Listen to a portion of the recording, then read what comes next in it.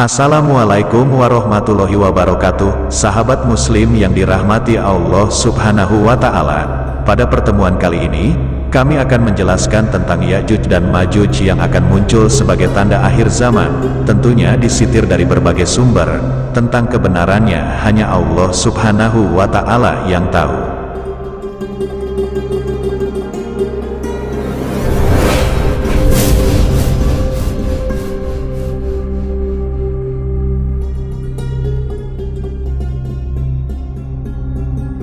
Sahabat muslim yang dirahmati Allah subhanahu wa ta'ala, Ya'juj dan Ma'juj merupakan salah satu tanda besar akan tibanya hari kiamat, yakni setelah terbunuhnya Dajjal oleh Nabi Isa alaihi salam. Namun Ya'juj dan Ma'juj itu sendiri telah ada jauh sebelum diutusnya Nabi Muhammad sallallahu alaihi wasallam. Sebagian ulama menyebutkan bahwa Ya'juj dan Ma'juj merupakan jenis bangsa atau ras manusia juga, yang diturunkan dari cucu Nabi Nuh alaihi salam, Sanaf bin Yafits bin Nuh. Hanya saja tidak diketahui pasti pada generasi yang keberapa. Yang jelas, bangsa atau ras Ya'juj dan Ma'juj ini mempunyai agresivitas tinggi, yang sifatnya sangat merusak dan mengganggu kehidupan manusia lainnya. Mereka suka menyerang dan merampok bangsa-bangsa di sekitarnya, dan bertindak sangat kejam, sehingga menjadi momok dan ancaman bagi masyarakat sekitarnya.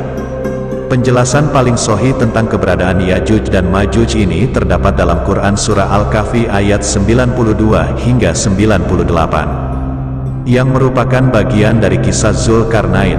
Sedangkan munculnya menjelang hari kiamat, setelah terbebasnya Ya'juj dan Ma'juj ini dari dinding baja yang dibuat Zulkarnain, disitir dalam Quran Surah Al-Anbiya ayat 96. Beberapa hadis tentang tanda-tanda kiamat juga menjelaskan tentang keberadaan Ya'juj dan Ma'juj ini. Zulkarnain, atau dikenal dengan nama Iskandar Zulkarnain, dalam sejarah terkadang dihubungkan, disamakan dengan nama Iskandar dari Makedonia atau The Great Alexander. Bukanlah seorang nabi atau rasul, tetapi seseorang yang memiliki keutamaan dan prestasi luar biasa, sehingga namanya diabadikan dalam Al-Quran. Sebagian riwayat menyebutkan ia hidup pada masa Nabi Isa alaihi salam, tetapi ada juga yang menyebutkan sebelumnya, yakni sekitar tahun 300 sebelum Masehi.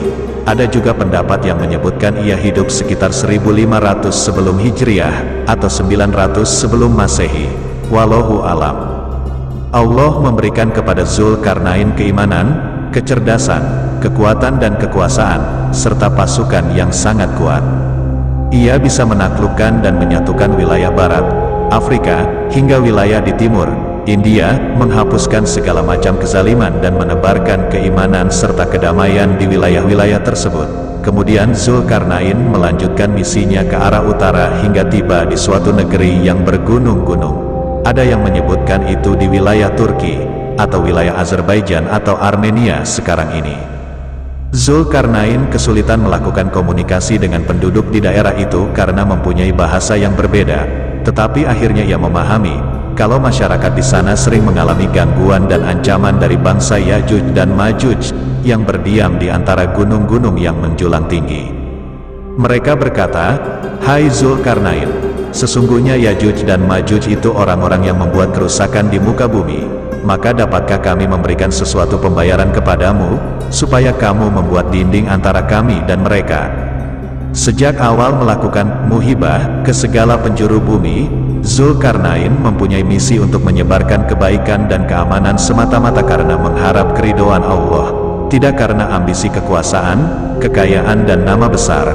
Karena itu ia berkata, "Apa yang telah dikuasakan oleh Tuhanku kepadaku terhadapnya adalah lebih baik. Maka tolonglah aku dengan kekuatan manusia dan alat-alat agar aku membuatkan dinding antara kamu dan mereka." Zulkarnain mulai menggerakkan pasukannya untuk membuat proyek dinding atau bendungan yang akan menutup akses Ya'juj dan Ma'juj keluar dari wilayahnya. Dengan bantuan penduduk setempat, ia meminta mereka untuk mengumpulkan potongan-potongan besi dan tembaga sebagai bahan pembuatannya. Sebagian ulama menyebutkan dinding atau bendungan itu terdiri atas dua lapisan besi setinggi dua gunung yang mengapitnya.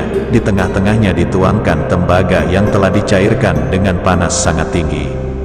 Entah teknologi atau arsitektur apa yang digunakan Zulkarnain dalam merealisasikan bendungan baja tersebut. sehingga begitu kokohnya hingga dekat datangnya hari kiamat kelak. Tetapi yang jelas, hal itu tidak terlepas dari bimbingan ilham atau wahyu Allah kepadanya. Sikap tawadu Zulkarnain tampak sekali ketika dinding atau bendungan itu telah selesai dikerjakan. Ia berkata, "Ini, dinding adalah rahmat dari Tuhanku. Maka apabila sudah datang janji Tuhanku, Dia akan menjadikannya hancur luluh, dan janji Tuhanku itu adalah benar." Sebagian riwayat menyebutkan, tempat tinggal Yajuj dan Majuj itu adalah jurang yang begitu dalam, terkurung oleh dua gunung yang mendindinginya begitu tinggi, hampir tidak bisa didaki karena begitu licinnya. Di balik gunung-gunung itu hanya batu-batuan yang sangat curam dan terjal, serta lautan luas yang begitu ganas gelombangnya. Setelah jalan keluarnya tertutup dengan dinding yang dibuat oleh Zulkarnain itu, praktis Yajuj dan Majuj terisolasi dari dunia luar, bahkan sinar matahari tidak bisa menembus tempat tinggalnya.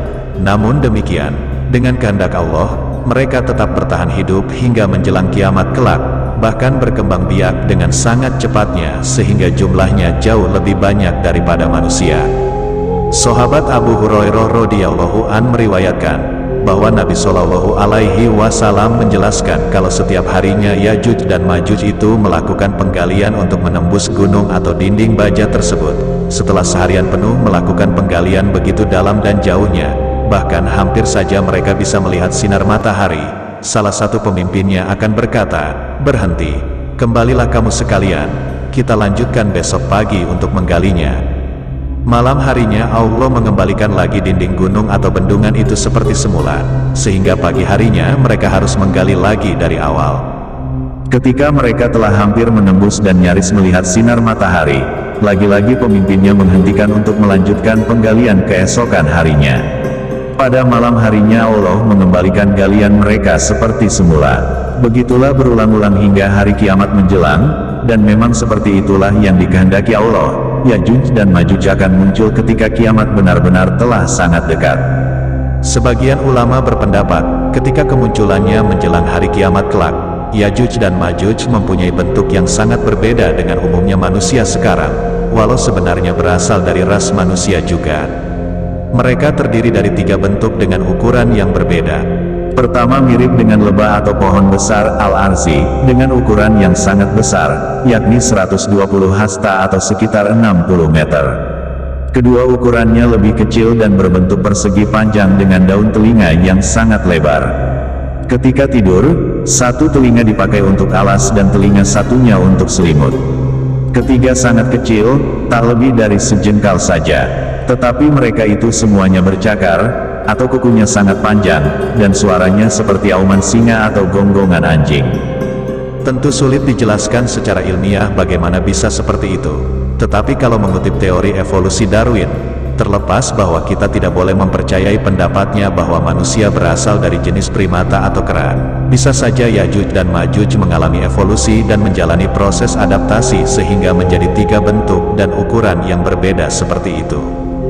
Untuk diketahui, Nabi Adam alaihissalam diciptakan Allah setinggi 60 hasta atau sekitar 30 meter, tentunya Nabi Nuh alaihissalam tidak jauh berbeda dengan beliau. Tetapi apapun bentuk dan ukurannya, benar atau tidak seperti itu hanyalah Allah saja yang lebih mengetahui. Mereka memang disiapkan oleh Allah untuk menjadi tanda besar datangnya kiamat. Dan mereka semua itu hanya akan menjadi penghuni neraka jahanam karena tidak ada satupun yang beriman.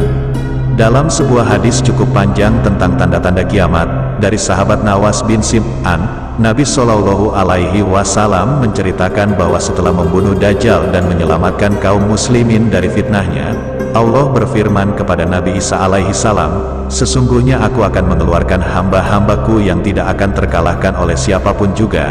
Maksudnya adalah Yajuj dan Majuj. Karena itu selamatkanlah mereka, yakni kaum muslimin yang soleh-soleh ke Bukit Tursina.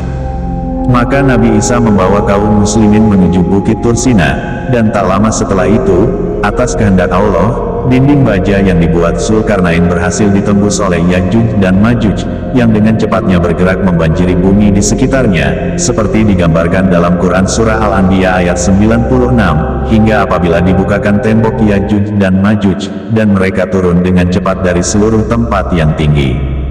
Walau dalam bentuk yang tidak lazim seperti manusia, tetapi Ya'juj dan Ma'juj itu juga bersenjata semacam panah. Mereka merusak, menyerang dan menghancurkan apapun yang mereka temui. Manusia dan binatang-binatang yang telah terbunuh, kecil ataupun besar, langsung dimakannya mentah-mentah. Bahkan jika ada sesamanya dari Ya'juj dan Ma'juj yang mati, mereka memakannya juga, dan tidak ada dari mereka yang mati kecuali telah menurunkan berkembang biak paling tidak 1000 orang. Ketika melalui Danau Tobariyah yang begitu luas dan penuh airnya, mereka meminumnya hingga habis dalam sekejap, bahkan bagian belakang dari pasukan Ya'juj dan Ma'juj ini mendapatinya dalam keadaan kering, dan berkata, tentunya di sini ada air sebelumnya. Hampir seluruh penjuru bumi telah diserang dan dipenuhi oleh Ya'juj dan Ma'juj, kecuali 4 tempat, Makkah, Madinah, Baitul Maqdis dan Bukit Tursina. Sama seperti ketika Dajjal menjelajah bumi, 4 tempat itu dijaga ketat oleh para malaikat sehingga mereka tidak mampu memasukinya. Di tempat lainnya, hampir tidak ada manusia yang bertahan hidup, atau kalaupun ada, mereka merasakan kesengsaraan yang luar biasa. Tidak ada sungai, danau atau sumber air lainnya kecuali telah mengering dihabiskan airnya. Begitu juga hampir tidak ada pepohonan dan tanam-tanaman, atau sumber makanan lainnya kecuali telah dirusak, dihancurkan atau dihabiskan oleh mereka ini. Bahkan orang-orang yang bertahan hidup di 4 tempat tersebut, termasuk Nabi Isa alaihi salam dan para pengikutnya juga mengalami penderitaan yang tidak terperikan karena terbatasnya makanan. 1 kepala sapi saat itu bisa lebih berharga daripada 100 dinar. 1 dinar adalah uang emas berkadar 22 karat dengan berat hampir 4 gram. Dalam puncak penderitaan itu, Nabi Isa berdoa kepada Allah agar Ya'juj dan Ma'juj dilenyapkan, dan Allah mengabulkannya. Tiba-tiba mereka dihinggapi penyakit, semacam ulat yang menggerogoti leher dan mereka jatuh bergelimpangan di tempatnya masing-masing. Riwayat lainnya menyebutkan, mereka dihantam oleh angin puyuh yang pernah menghancurkan kaum Ad, dan hanya dalam waktu 1 jam tidak satupun dari mereka yang masih hidup. Nabi Isa dan kaum muslimin lainnya langsung sujud syukur. Tetapi permasalahan belum selesai sampai di situ. Begitu turun dari Bukit Tursina, mereka sangat terganggu dengan adanya bangkai Ya'juj dan Ma'juj yang tidak mungkin mereka kuburkan secara normal karena begitu banyaknya. Lagi-lagi Nabi Isa berdoa, dan Allah mengirimkan ribuan burung sebesar unta, yang berwarna hitam dan berparuh besar. Dengan paruhnya, mereka membawa bangkai-bangkai itu ke tempat yang tidak dihuni manusia. Dalam riwayat lainnya, bangkai-bangkai itu dibuang ke laut untuk makanan ikan-ikan dan penghuni laut lainnya.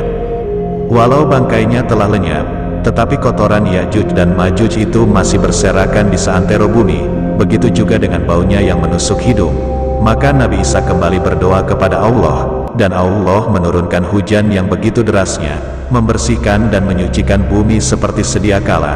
Tetapi baunya tidak bisa lenyap begitu saja, diperlukan waktu 7 tahun sampai bau Ya'juj dan Ma'juj itu benar-benar hilang, terkadang dibantu dengan menyalakan api untuk mengurangi baunya. Tentang Ya'juj dan Ma'juj ini, ada juga sekelompok ulama yang menganggap bahwa nama itu hanyalah istilah untuk suatu bangsa yang suka menyerang, mengganggu atau membantai bangsa lainnya. Seperti misalnya pasukan Mongolia yang dipimpin oleh Hulagu, yang pernah menghancurkan hampir separuh Asia, termasuk Imperium Islam saat itu. Berikut simbol-simbol dan buku-buku ilmu pengetahuan. Tetapi mayoritas ulama menolak pendapat ini, karena jelas-jelas Al-Quran dan beberapa hadis sahih menjelaskan keberadaannya. Sahabat muslim yang dirahmati Allah subhanahu wa ta'ala, sampai di sini yang bisa kami sampaikan. Semoga bermanfaat. Atas segenap kekurangan, saya mohon maaf. Wallahu a'lam bishawab. Wassalamualaikum warahmatullahi wabarakatuh.